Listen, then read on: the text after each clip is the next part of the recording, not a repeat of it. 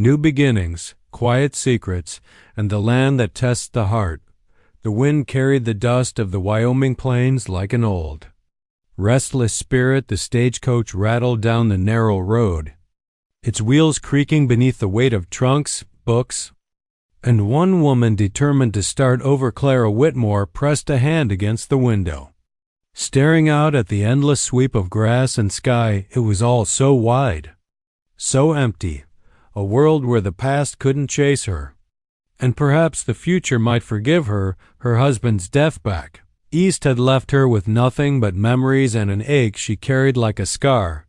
Teaching had always been her refuge, and when a letter came offering a position as private tutor for a rancher's orphan niece, she took it without hesitation. Now, as the sun began to sink, painting the sky in gold and rose, the driver pointed ahead. "Cutter Ridge Ranch," he said, reining the horse's biggest one this side of the Bighorns. "You'll find the folks there decent, if a bit quiet."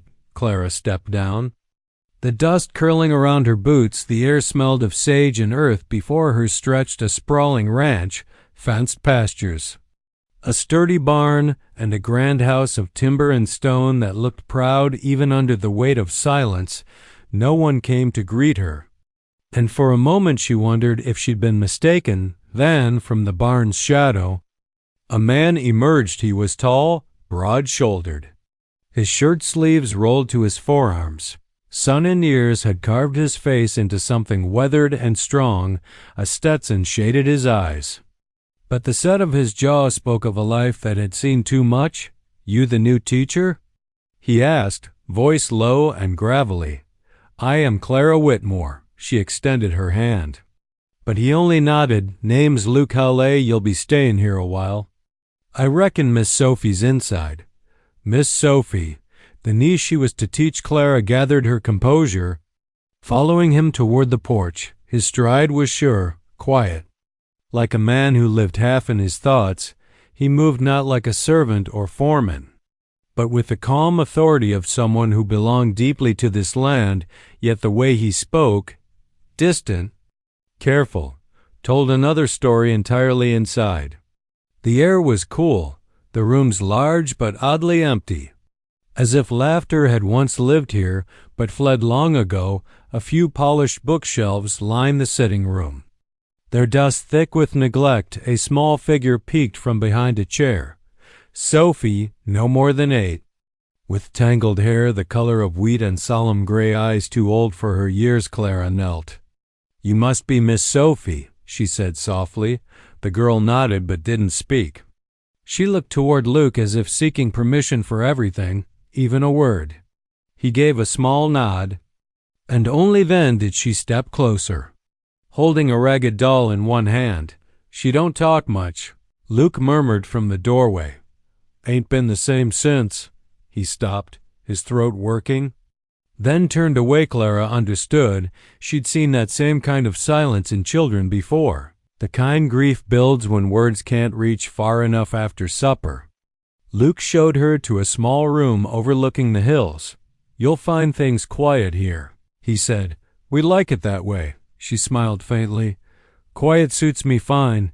But when she glanced through the window, she saw him outside, sitting by the corral, head bowed, the last light of sunset gilding his shoulders. He looked less like a hired man and more like a soul guarding something sacred.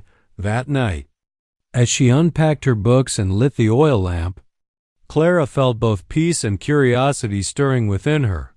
There was something about this place, about the girl's silence, the man's solitude, and the way the stars seemed to burn brighter above Cutter Ridge, that told her this was no ordinary job. This land held stories buried deep in the soil, and whether she meant to or not, Clara Whitmore had just stepped into one. The classroom becomes a home, and hearts begin to thaw. The mornings at Cutter Ridge Ranch began with a low murmur of cattle and the soft blush of dawn spilling over the plains.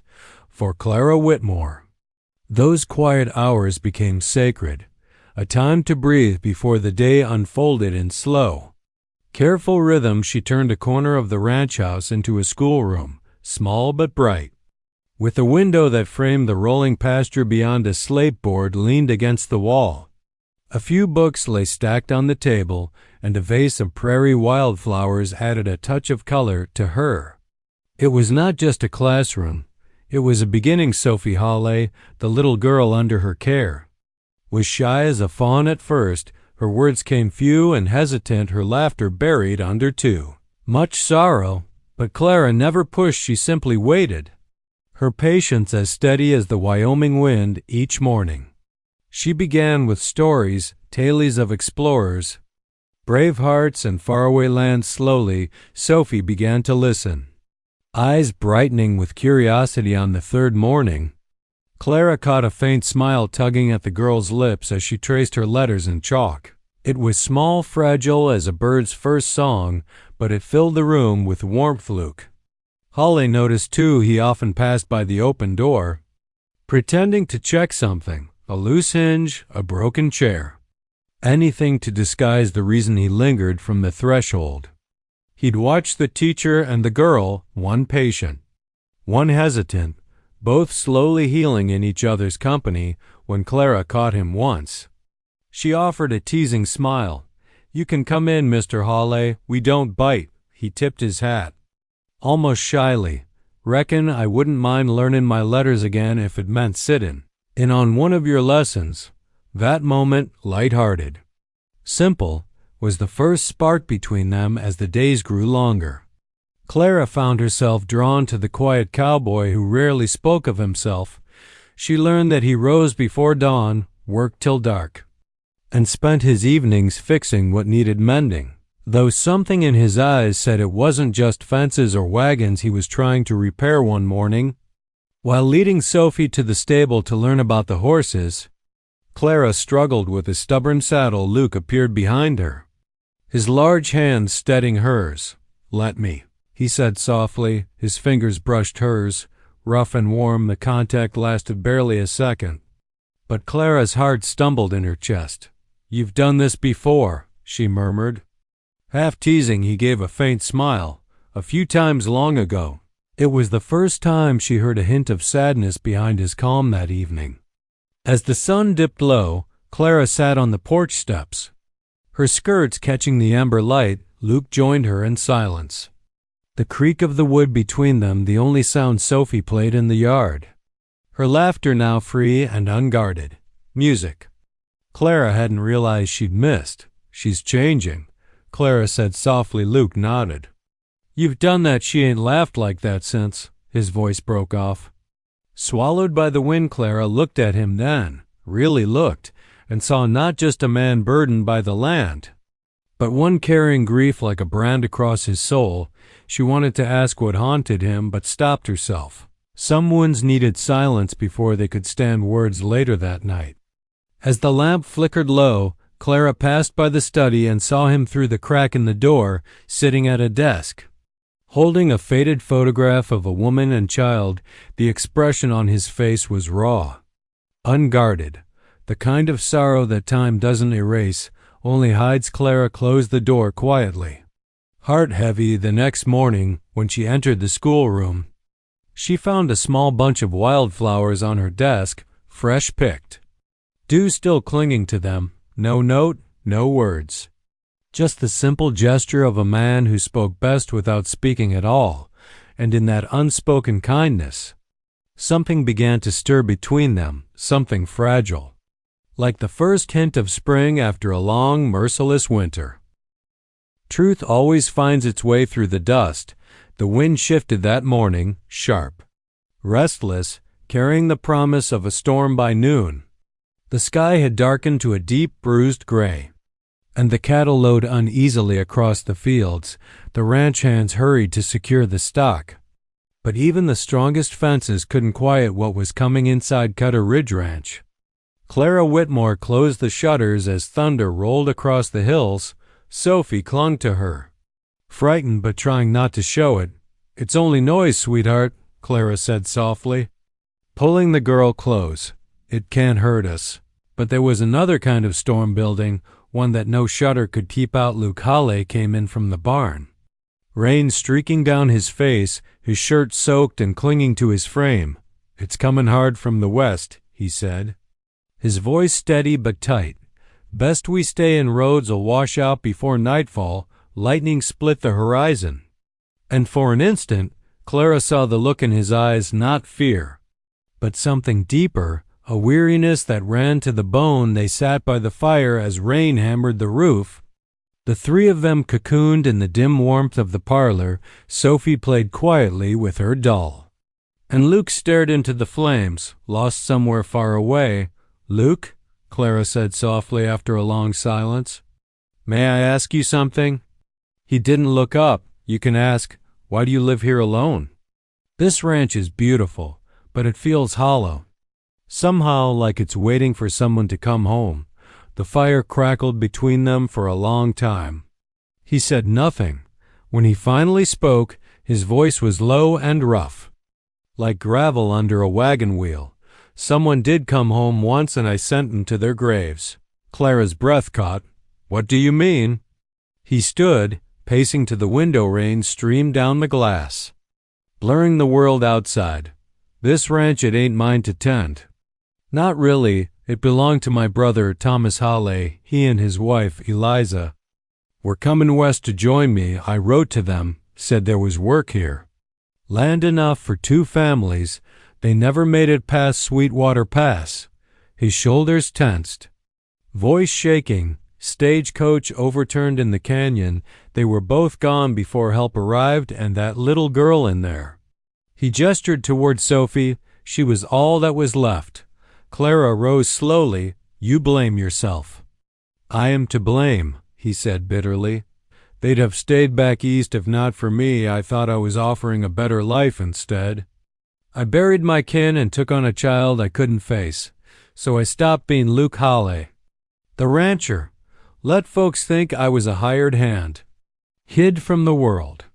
From her, he turned then, and for the first time, Clara saw the truth in his face. The quiet cowboy she'd come to trust was not a Fandan, man of modest means, but one running from his own name. Clara's heart ached. She crossed the room and stood beside him. "You think guilt makes you smaller," she said gently, "but it only builds walls around your heart. That little girl doesn't need a shadow watching over her. She needs her uncle, the man who loves her." He looked at her, really looked, as if seeing her for the first time outside. Lightning flashed again, but this time it illuminated something in his expression that hadn't been there before. "Hope. You don't know what it's like," he whispered. Clara met his gaze. "No, but I know what it is to lose someone and believe you'll never be whole again. You can't hide forever. Luke, the past won't stop haunting you until you stop running from it." For a long time, he said nothing. Then, slowly, he reached into his pocket and drew out a tarnished gold locket. Inside was a miniature portrait. His brother, his sister-in-law, and baby Sophie. "I kept this," he murmured. "Couldn't bury it."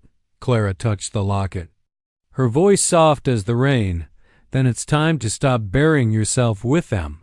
The storm raged on, but in the small circle of firelight, something shifted. The truth had finally been spoken aloud. And though the air between them was heavy, it was no longer hollow when the thunder faded and the dawn crept pale and trembling over the horizon. Luke Hawley stood at the window, watching the light return, and Clara knew, for the first time, that the man she'd come to care for was stepping, however uncertainly, back into the sun. Rumors travel faster than wagons. By the time spring settled over Cutter Ridge, the land had begun to breathe again. The grass grew thick and green, wildflowers painted the fields, and the scent of new rain lingered in the air inside the ranch house. The laughter of a child, something long absent, now drifted through open windows. Clara Whitmore could feel the change. Sophie had blossomed under her care, her voice no longer trembling when she read aloud, her eyes bright with the simple joy of being seen. Even Luke seemed lighter, the shadows in his gaze softening. He had begun riding into town again, speaking to the ranch hands like a man slowly remembering who he was. But as every frontier woman knew, peace on the plains was as fragile as morning mist one Saturday morning. Clara saddled her mare and headed into town for supplies. Luke offered to come along, but she insisted she could manage alone. "You've done enough work this week," she said with a teasing smile. "I'll be fine."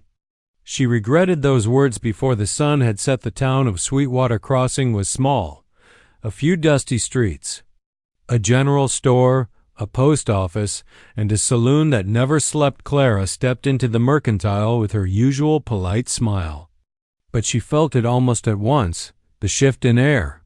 "The hush that follows when whispers precede you, Mrs. Whitmore," said Mrs. Abernathy, the storekeeper's wife, in that too sweet tone women used before gossip turned sharp. "I hear you've taken quite the interest in Cutter Ridge's new ranch hand." Clara froze. "I beg your pardon?" "Oh, don't blush, dear," Mrs. Abernathy went on, stacking tins with exaggerated care. "Everyone knows the man's not what he seems, Luke Hawley, isn't it? Or should I say Luke Benjamin Hawley, the heir who vanished after that dreadful stagecoach tragedy. Left his family's fortune to rot while his brother and sister-in-law were buried." A few women nearby pretended to browse. Their ears keenly turned. Clara's pulse quickened. "You're mistaken," she said quietly. "Mr. Hawley is a good man, he misses." Abernathy cut her off with a knowing smile. "Good men don't hide their names, dear, and good women don't lose their sense of propriety living alone under their roofs." The words hit like a slap. Clara forced herself to finish her shopping, every whisper in the store following her out the door. Outside, she stood by her horse, gripping the reins until her knuckles whitened. Shame, anger, and a flicker of fear tangled in her chest. How long before these rumors reached Luke's ears? Before Sophie heard them? When she returned to the ranch, the wind had turned cold again. Luke was fixing the fence by the east pasture, his shirt sleeves rolled, sweat glistening at his temples. He looked up when she rode in. "You're quiet," he said, wiping his hands. "Town wear you out?" Clara dismounted slowly. "There are things being said, Luke, about you, about us." His jaw tightened. "They finally remembered my name, didn't they?" She nodded. "They said you're Luke Benjamin Hawley, the man who disappeared." He leaned against the post, gaze distant. "I knew it'd catch up to me sooner or later. Folks around here never forget a scandal, I thought. Maybe if I just kept my head down." Clara stepped closer. "You can't keep hiding. If you let their words decide who you are, you'll never stop running." He looked at her, really looked, the wind tugging at the brim of his hat. "And what if I step back into that name, Clara? What if it all comes with it? The guilt, the land, the past?" "Then you face it," she said simply, "because it's your past, not your punishment." For a moment, the air between them trembled with something unspoken. He reached out as if to touch her hand, but stopped himself. "I don't deserve the way you look at me," he murmured. Clara met his gaze, her voice steady, then earnest. That night, after Sophie had gone to bed, Luke sat by the fire, the old photograph in his hand again. The embers painted his face in gold and shadow. Clara watched from the doorway, not pitying, but proud. She saw a man standing at the edge of his fear, ready to take that final step toward the truth outside. The wind carried faint sounds of thunder again, distant, not threatening, just a reminder change was coming, and this time, neither of them would run from it. The past returns, and the heart proves richer than gold. The following week dawned with a strange stillness, the kind that settles before change takes root. The air over Cutter Ridge Ranch was crisp, the sky a perfect stretch of blue, but beneath the calm, a storm was brewing that no one could see. Luke Hawley had barely slept. The words Clara had spoken, "Then face it," echoed through his mind like the tolling of a bell. For years, he had lived as a shadow of himself, hiding behind guilt and the ranch's quiet solitude. But Clara's presence, her strength, her faith in him, had stirred something he thought long dead. Courage when the knock came at mid-morning. It wasn't unexpected Clara was in the schoolroom with Sophie teaching arithmetic. When she heard the heavy footsteps in the hall and the low murmur of male voices, she stepped into the sitting room to find a stranger, a man in a fine coat and polished boots. Holding a leather case, his eyes were cold as flint. "Mr. Luke Benjamin Hawley?" he asked. Though it was clear he already knew the answer, Luke's shoulders straightened. "That's me." The man smiled without warmth. "Mr. Hawley, I represent the First Bank of Cheyenne. It's come to our attention that your family's estate, Cutter Ridge Ranch, has several outstanding debts with your brother's passing. Those obligations fall to you. If payment isn't made by month's end, the property will revert to the bank." Clara's stomach tightened. "Surely there must be some mistake," she said. "The ranch." The man cut her off with a dismissive glance. "The ranch hasn't turned a proper profit in 3 years, Mrs. Whitmore." Luke supplied Mrs. Whitmore. The man's smirk deepened. "I suggest you both prepare to vacate unless, of course, you can secure a buyer or settle the sum of $5,000. He handed over the papers and tipped his hat. "Good day." Mr. Hawley, when he was gone, silence filled the room, heavy. Choking, Luke stared at the notice in his hand. The words blurring together, "debt foreclosure." Default. Clara stepped closer, her voice low but firm. "We'll find a way." He looked up, anguish flickering in his eyes. "Clara, it's no use. I lost this place once already. When Thomas died, maybe it's time I let it go." "No," she said sharply, surprising even herself. "You've run long enough. This land is your family's legacy. Sophie's legacy. You owe it to them to fight." Her conviction struck him like thunder for the next several days. Clara worked beside him, gathering accounts, checking the books, speaking to neighbors who owed favors to the Hawley name, the ranch hands, men who had once known. Luke, as just another cowboy, rallied around him the moment they learned the truth. "If you're standing tall again, boss," one said gruffly, "then so are we." Luke felt something rise in him that he hadn't felt in years, pride. Not the hollow pride of wealth or status, but the steady pride of belonging, of being part of something worth fighting for at night. When the day's work was done, he and Clara sat by the fire. Plans and ledgers spread between them. Her hair caught the lamplight, soft and gold, and though they spoke of debts and numbers, there was something deeper growing between their words: trust, affection, something he no longer dared to call love one evening. Clara found him outside, staring over the pastures where dusk melted into silver moonlight. "You know," she said, stepping beside him, for a man who once hid from his name, "you wear it well." He smiled faintly. "Feels strange, like wearing a coat that finally fits again." She turned to him, her expression gentle. "It suits you. The land knows who you are, Luke. It always did. You just had to remember." He looked at her then, really looked, and something shifted inside him.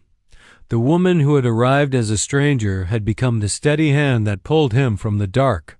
"Clara," he said softly, his voice rough, "you've given me back my life." She smiled, eyes glistening.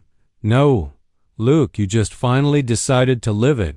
That night, as the wind whispered across the plains, Luke Hawley made a vow he would save the ranch, not just for his family's memory, but for the future he was beginning to dream of, a future that looked an awful lot like a schoolteacher with a brave heart and a little girl who laughed again. Redemption, love, and a life built from truth. The sun rose golden over Cutter Ridge Ranch, spilling light across the valley like a promise fulfilled.